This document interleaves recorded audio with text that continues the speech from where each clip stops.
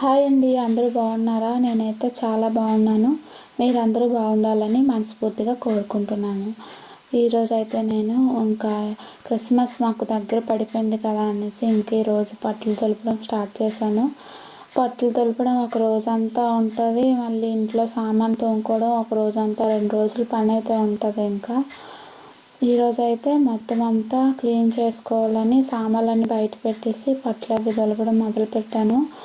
మా పాప కూడా నాకు హెల్ప్ చేయడానికని స్కూల్కి వెళ్ళలేదు, ఇంటి దగ్గర ఉండి నాకు హెల్ప్ చేసింది.